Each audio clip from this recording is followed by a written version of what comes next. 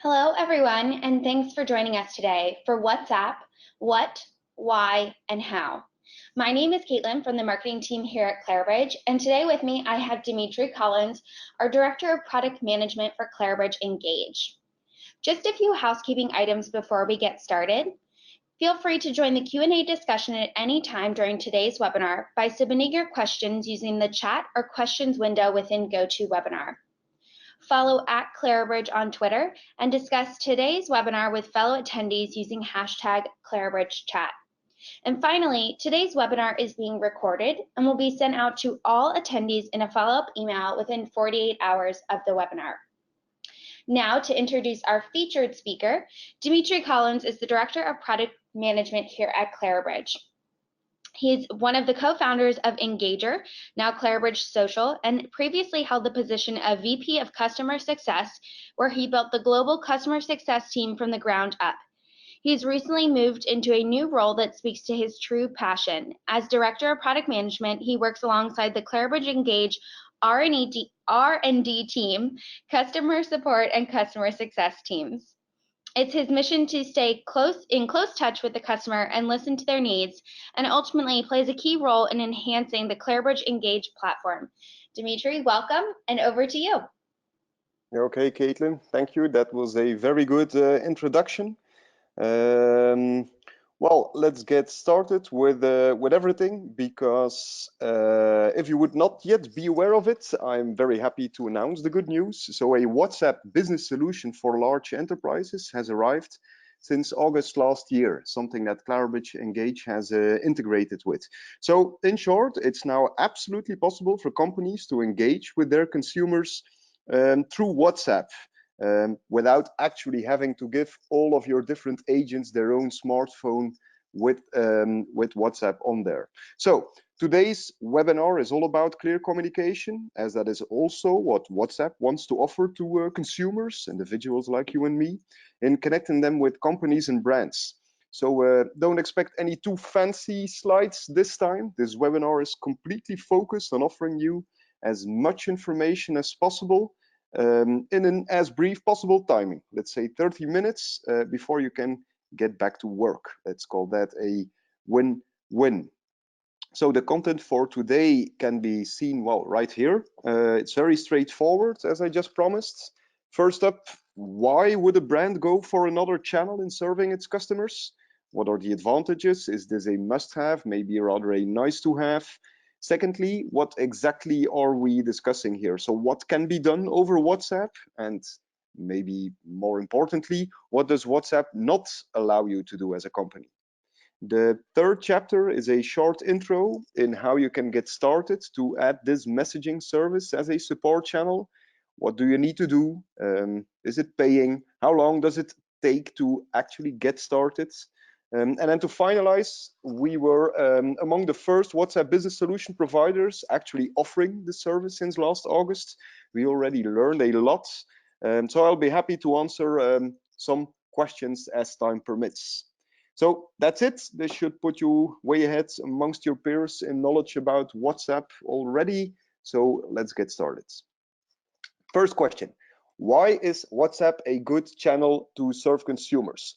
Well, the main reason, yet not the only reason, as we shall see, the main reason is that the one thing that we have seen since the advent of social media is that social media has empowered consumers more than ever. So it is, as a matter of fact, good to serve your customers on WhatsApp because your consumers think it's a good place to be served, because that is where they are present. And that's a reality we can no longer disregard. Nowadays, companies don't really choose which communication channels they will offer. It's the masses of consumers that simply push communication channels as they use some more than others. This might be something you've heard already. Any channels in your countries that are actively being used by consumers, you might often get the question, when will you as a company be active on that channel?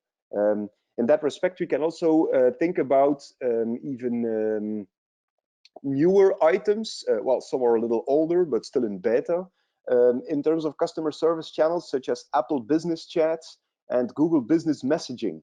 Both of those platforms are also currently in the works, and they still call themselves in beta because they are not being picked up as quickly as something like WhatsApp, for example. The main reason is because the consumers themselves are not active on them. They need to go onto them before they can actually start working with it.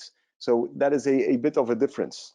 Now, the situation where social media has empowered the consumer more than ever, it has now been going on for 10 years already, which is the time since when social media networks have gone mainstream. And during those 10 years, those networks have, of course, gone very different ways. So let's take a look at the current social media landscape and where most consumers can be found as some background information. And let's take a closer look with, well, quite paradoxically, an interplanetary infographic. I like this infographic from Visual Capitalist. Thank you, Visual Capitalist. You can find it on their websites. And it shows all of the major social media networks out there. Every time the planet size represents the monthly active users amount, and they are grouped into clusters. So let's see, we have the, well, let's call it the Zuckerberg cluster right here. Facebook shines big as the biggest one of all of these, but Messenger is there as well, of course. And as you can see by the size of it, it's used a lot, as is WhatsApp right here. And that is an important hint because people are using messaging apps more and more to stay connected. As a matter of fact, there was already some kind of inflection point in 2015 when the amount of monthly active users was bigger on messaging applications than it actually was on public social networks. So, well, what does this currently learn us? Not too much, to be honest. It only shows us that companies with a focus on Europe and North American markets need to be on WhatsApp and Messenger, as they have so many users, consumers right there. Of course, WhatsApp only introduced its services a little over 1 year ago, but we'll see more about that in a moment. Now, I am very aware that my webinars are mainly regarded by European, North American audiences, although everyone is welcome, obviously. Yet the companies that my audience is working for are mostly operating globally. And the thing is, WhatsApp and Messenger are not globally used. They are widely used, but not globally, far from it, in fact. As I claim that the empowerment of consumers are the reason why companies should offer support on specific channels, let's take a closer look at what consumers are using all around the world by simply scrolling down in this infographic. And if we look further down, we encounter what has been dubbed the Beijing Belt. And in that, we can find the Tencent cluster.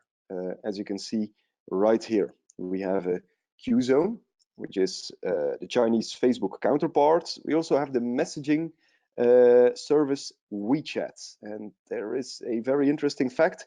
WeChat has long before embraced the company-consumer relationship through its service. It was in fact a focus when WeChat was launched, and well, WeChat is currently actually beyond anything that we know in the Western world.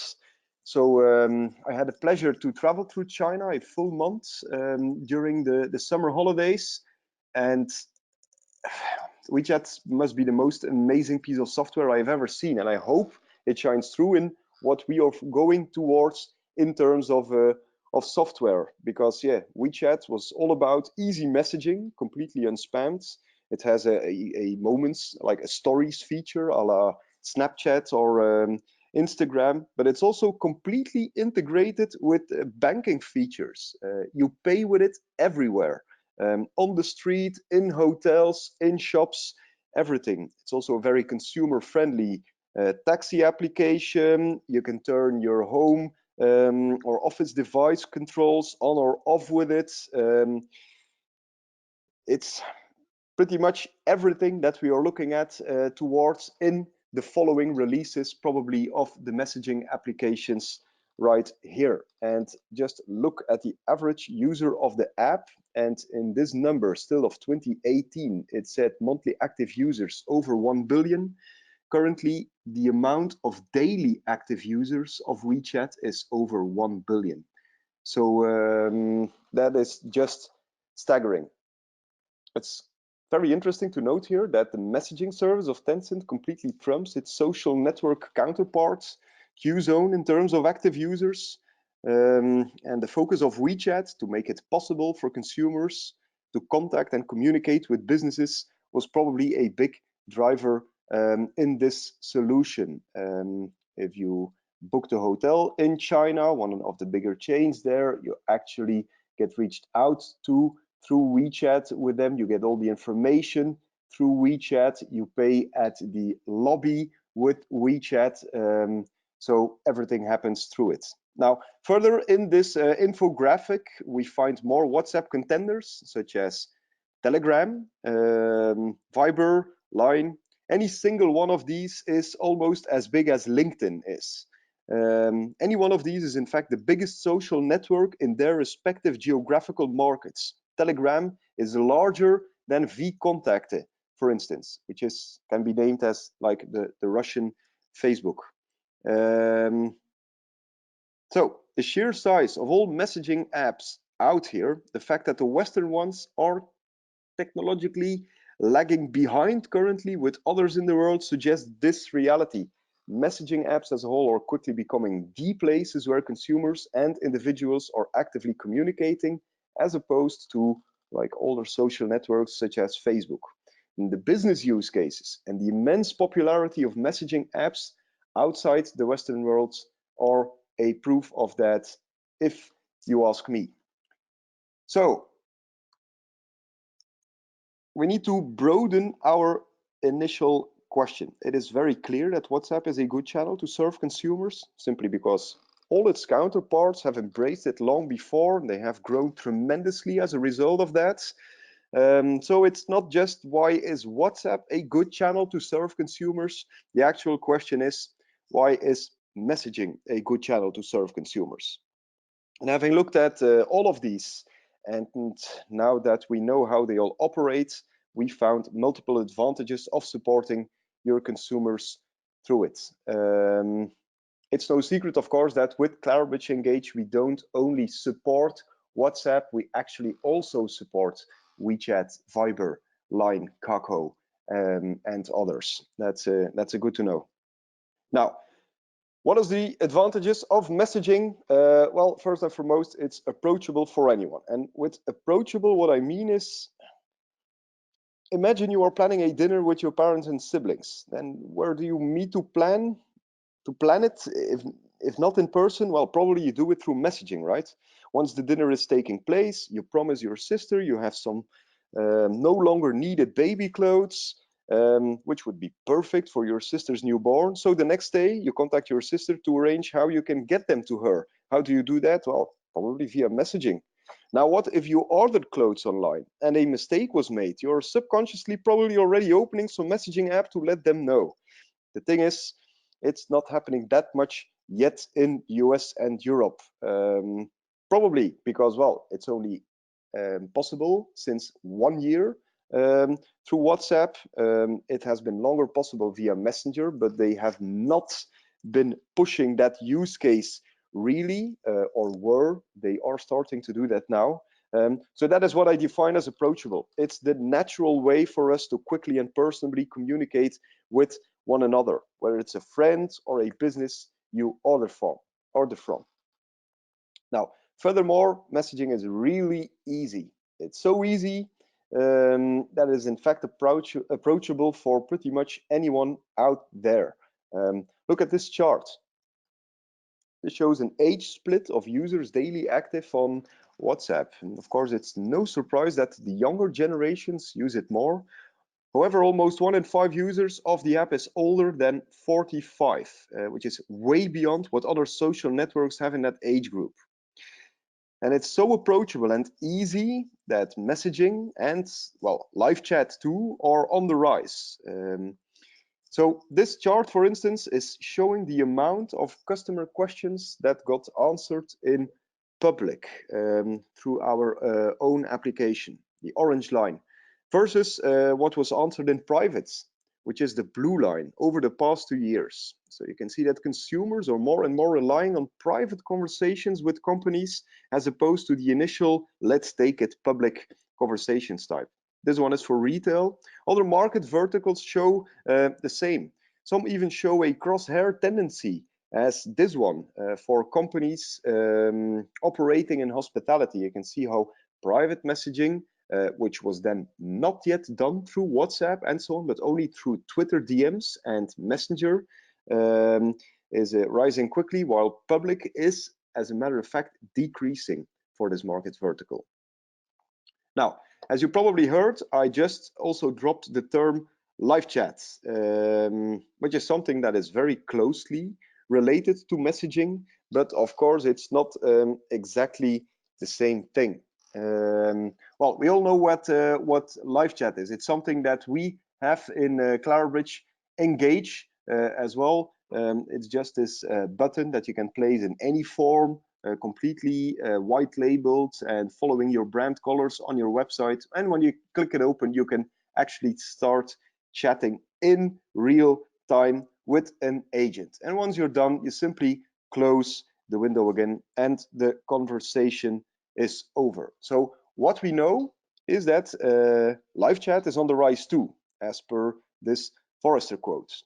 Now, however, they do have their differences, in which I personally deem messaging the winner for a customer service use case. And the first difference between live chat and messaging is that they have another time dimension. That's what I named it. I'm aware it's a very mysterious term. So allow me to explain this on this one by quickly digressing to an explanation of asynchronous versus synchronous communication. So synchronous communication is where both communication parties are participating at the same time. They are actively waiting for replies from one another. Think of calling a friend, so phone calling a friend about a trip you are planning. One asks a question, the other one answers. You expect that immediate feedback, that immediate reply.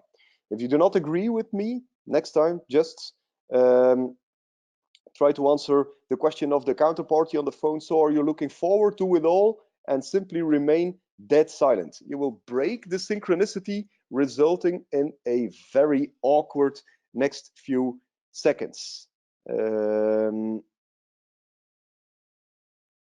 Maybe with respect to that, a quick fun fact. My fellow product managers learned during analyzing contact center calls, so again, phone calls, that the typical gap between one person talking and another person answering is on average 200 milliseconds. So it means that you tend to respond before humanly possible to come up with a response from scratch after the other person has finished. It means that even good listeners are formulating their response well before the other person is done. Okay, so far for that fun fact. Now, apart from phone, live chat is synchronous too. It might not be as synchronous as a call though. No, that is why you have those irritating waiting moments when chatting with a customer support channel. Now, to circumvent those frustrating waiting moments, that's exactly why that is typing text line was invented. You have the same, by the way, on messaging apps, of course. We all know that. You see that the other person is typing.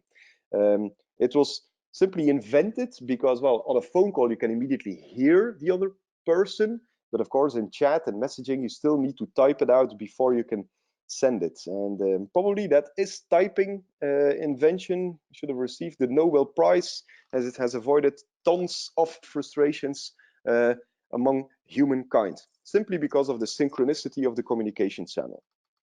Now, asynchronous communication on the left side here is, no surprise, quite the opposite. You do not expect an immediate answer. Fax, for those who still remember, is a perfect example of asynchronous communication.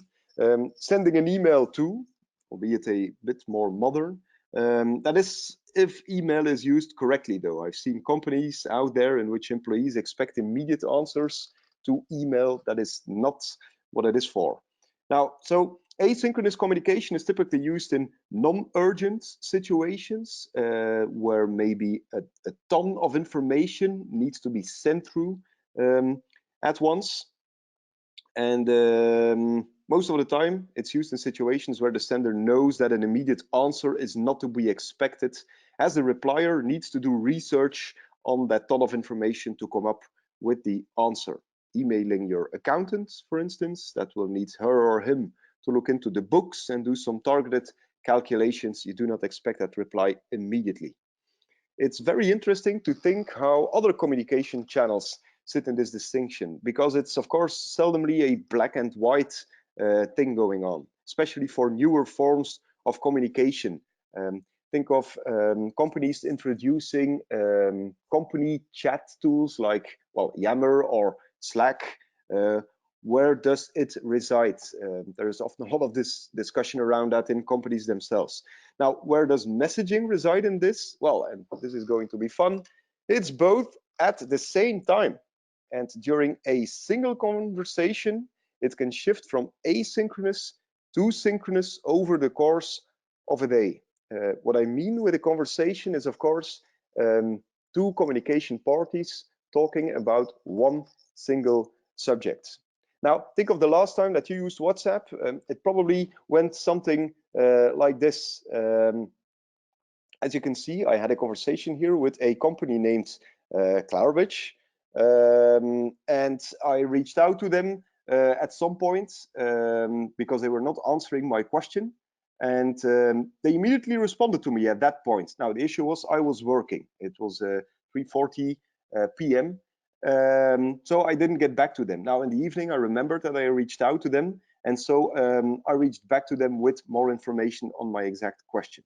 Now, at 10:30 p.m., the company was not active anymore. However, in the morning, as of 9, they immediately picked up my question and got back to me, as you can see right here.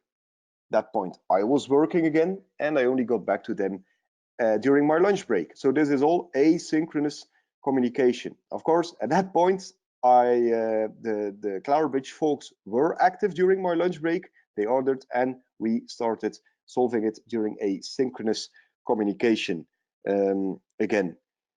Now, this thing that asynchronous and synchronous communication can be done through one single communication channel, that is what I named as that different time dimension. It puts messaging in front of live chat, if you ask me, for both consumer and businesses alike, because while it can be used in real time, just like live chat, it does not have to be, nor is it expected by any of the communication parties. Related to that is a further advantage, and it's the fact that both parties have transcripts of the conversation at any time. Often a consumer does not receive a transcript of what was discussed during a live chat. The moment a consumer closes down that little chat window is the moment the conversation is gone. If the customer support agent explained how to fix something, well, you'd better have a good memory. If a refund was promised, you'd better take a screenshot of it. With messaging, that's not the case at all. As you all know, you can simply go back to any part of the conversation. And as a matter of fact, there is no real beginning or end to a conversation on messaging. There is just timestamps. Another item is that multimedia bullet point there.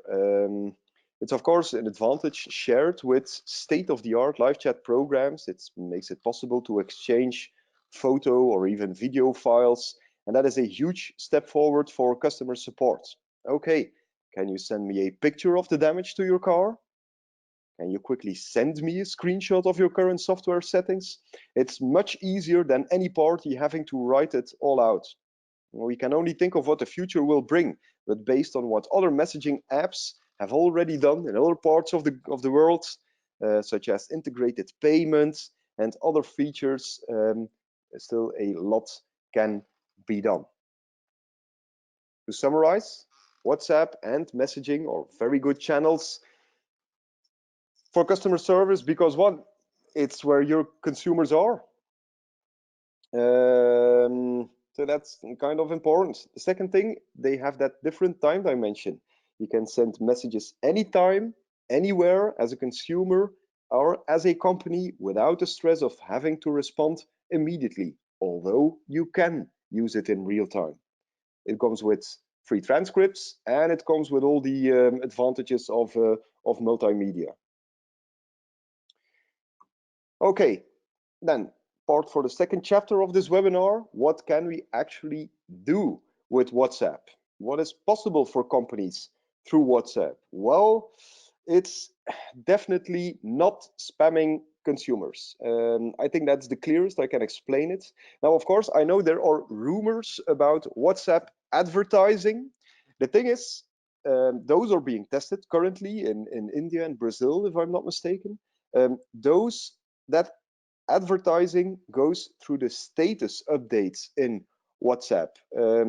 Status updates are like stories on Instagram and Snapchat, but are to be found in the left bottom corner of WhatsApp, not in the chats. That's something completely different. Um, so I know that status is quite popular in Asia and in South America, not so much in the Western world. What we understood from WhatsApp in the end is that ads will never come to the chat part of WhatsApp because WhatsApp wants to focus the chat on valuable information exchange between consumers and brands. In short, two things can be done through WhatsApp. First up, two-way engagements. Very easy.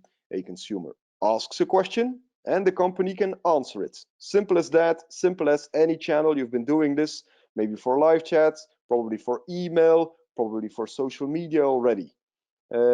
Maybe it's even a bit more simple as for consumers. It works in exactly the same way as they do most of their messaging anyway. You select a contact, which is then your company, and you start chatting. Let me show you that. If I go here into my personal WhatsApp, it's always a risk. Let's do it anyway. And well, I already chatted with this company named Clarabridge, and I can do that again. So as you can see here, I reached out to them. They got back to me, and I can ask them for a further update. Do you have a further update for me? Question mark. Send. You simply send this message, right? You can see that it has been delivered. So let me go and take a look within our own application. And as you can see, this message has arrived here. And I have the full transcript of any conversation that was older as well right here. And from within this application, I'm now on the agent side, the company side. I can assign it to colleagues, change the sentiment, tag it with specific items, and so on, or simply, of course, reply to the person. Yes, we have sent you the remaining item. Reply with PM, that is being sent out and simply arrives back into WhatsApp, as you can already see here. That is very straightforward. Now, the important thing to know about all of this is, as a matter of fact, that this engagement part, this two-way engagement part, is free of charge as far as WhatsApp is concerned. Well, if you're a small business, then it's absolutely free.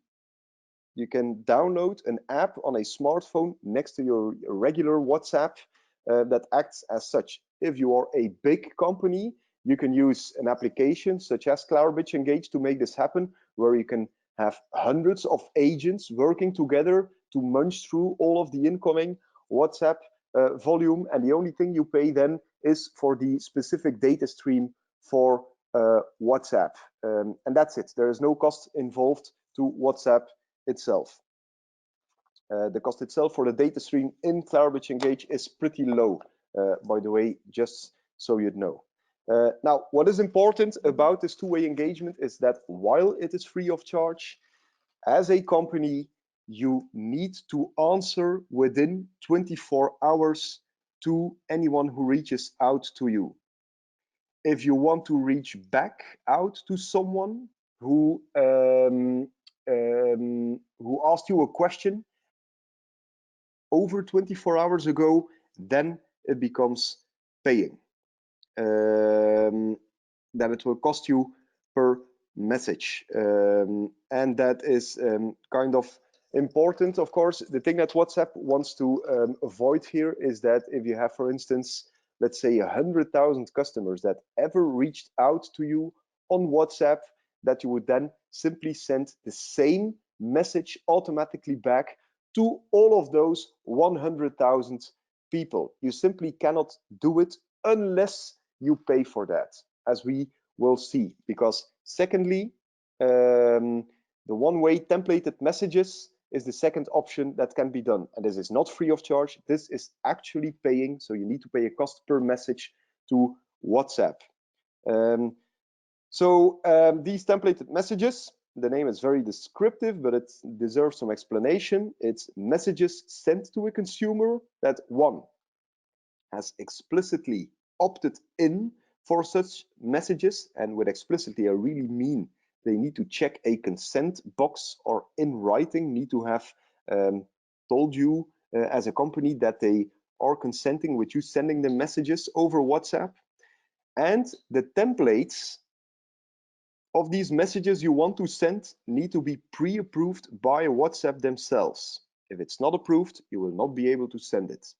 Approval requires the templates to be messages that are time critical and from a consumer's point of view provide high added value and maybe the start of an actual conversation. So let me repeat that again. If you want to send messages to consumers who opted in, then those messages need to be pre-approved by WhatsApp. We can help you with that, no worries. And the messages will only be approved by WhatsApp if the message is time critical and of high added value. What WhatsApp wants to achieve here is, of course, that it's like a conversation starter, so that brand and consumer would then talk to each other again. Now, more in detail, and I'm aware that this is a very boring slide, but it sums up very clearly which templated messages are allowed or not allowed as per those rules. What is allowed, for instance, is sending a boarding pass or a ticket. That's time critical, provides high added value to the consumer. Sending a fraud alert is another one. Very important for the consumer, probably a conversation starter. Order or delivery confirmation, or account transaction updates, item like that will definitely be allowed. What is not allowed is sending newsletters or pushing out promotions through those templated messages. WhatsApp will not allow for that. Now, we're getting to the end of this webinar already. How to get started? Well, that's actually kind of easy. Clarabridge works closely together with WhatsApp in onboarding new customers, which is if you are a medium to large enterprise with multiple agents that need to work at the same time on WhatsApp. For smaller enterprises, there is simply an app that you can install on both Android and iOS. You simply download WhatsApp for Business, that's the logo, and what you will be able to do is set up a second WhatsApp account, so separate from your personal one, a second, well then, business account, which can be a different phone number even on your phone. And of course, only the person with that phone in their hands can then answer on WhatsApp. If you're a bigger company, then we are there to help you out. You can reach out to us. You need to be approved by WhatsApp. WhatsApp is taking this step because they want to avoid any political or governmental influence on WhatsApp. Let's not go there again. So you need to be approved as a company. We can help you with that. We have a direct line with WhatsApp. You simply pass the profile information. We set it up as a data stream in Clarabridge Engage using the number you provided, and you're good to go. That's pretty much it. There is nothing more to it. If you want to send out those one-way templated messages, then we can help you as well in setting those up, both within Clarabridge Engage and within the WhatsApp Business Manager on Facebook. That's something we can completely explain to you once your number is connected. We cannot show anything if the number has not been connected before. And as a matter of fact, that was it. I hope I provided you with the information you were looking for, and well, which I was allowed to share by WhatsApp. Caitlin, maybe let's see if we received any questions so far. Definitely. So if you have any questions, please feel free to submit them now. A few that have come in that I think are really great. Should we worry about having a massive influx of messages once we open up this channel? Okay, that's a very good question because it's a question we often receive, as does WhatsApp, as I understand from them. Because many fear that the influx of customer requests via their service desk will be uncontrollable because, well, it's WhatsApp and you can send many messages. Now, while you should, of course, prepare your launch, there's no question about that, this should not be a fear for different reasons. I can first think of the fact what we just explained. People will not expect immediate answers. It's not live chat. People know that. They can wait for just a while.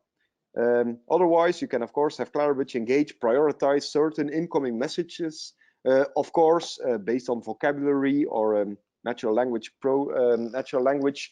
processed categorizations that we can help you out with making sure that you respond to the most urgent ones. Now, secondly, any request via WhatsApp, and this always holds for customer service channel, any request incoming via WhatsApp will most probably not come in a second time via another channel. It will be cannibalizing on other channels, which in this case is a good thing. Also, you can use different phone numbers for different geographical markets. So within the enterprise solution that Clarabridge Engage also offers, you can connect multiple phone numbers. So you can make a gradual launch per country, for instance. And then through Clarabridge Engage, well, you can make sure that only certain agents support WhatsApp while the others simply continue to work on established channels. So there is lots of ways where you can manage this, Caitlin. Got it. And just for clarification, can you go over one more time the difference between using WhatsApp and Clarabridge Engage? The difference between using WhatsApp and Clarabridge Engage, of course, let's take a look back at this slide right here. So the WhatsApp business application is something that is free of charge for both Android and iOS. So companies can use this. However, if you use this, you can install it with one number on one single phone. So if you are a big enterprise and you have hundreds of requests incoming on WhatsApp, then it will have to be solved by the one agent carrying this phone around.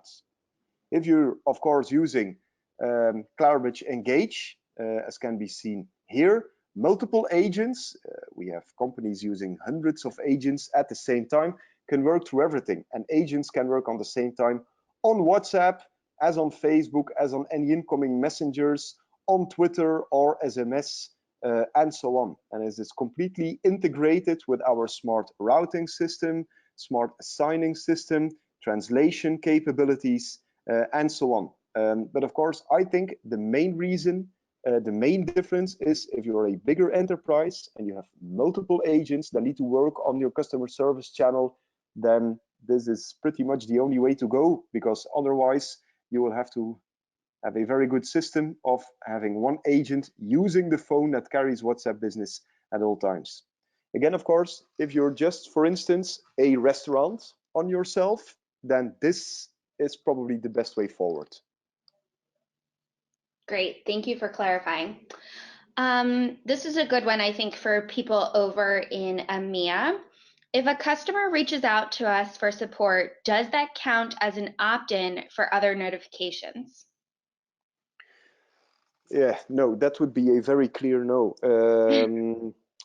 So WhatsApp actually encourages all businesses to use WhatsApp as a customer support channel, but if you are also using it to send out those one-way notifications, you will need to get an explicit opt-in via a third-party channel.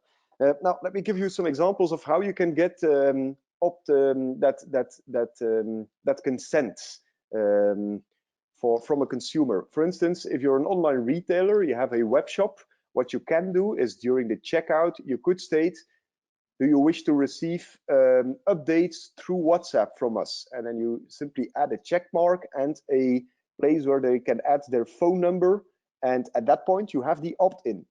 At the end of the day, if WhatsApp would audit you as a user, they will simply ask you, show us the list of anyone who consented to you. And you need to show how you collected it and whose consent you have. That's it. But someone simply reaching out to you and not explicitly giving that consent, that's not okay. Great, thank you. So we are at time, and we did receive a large amount of questions. So we will be following up after the webinar. If any questions come to mind after we close today's webinar, please feel free to email us at webinars@clarebridge.com, and I will pass that over to Dimitri to answer. Just one quick announcement before we close today. If you'd like to request a custom demo of Clarebridge Engage, please feel free to click on the link in the chat window, and we'd be happy to reach out. If you have any additional questions, please don't hesitate to reach out. Dimitri, thank you so much for your time today and sharing all of this information. And thank you for everyone who joined us today. Have a great rest of your day, everyone. Have a nice day, everyone. Bye-bye.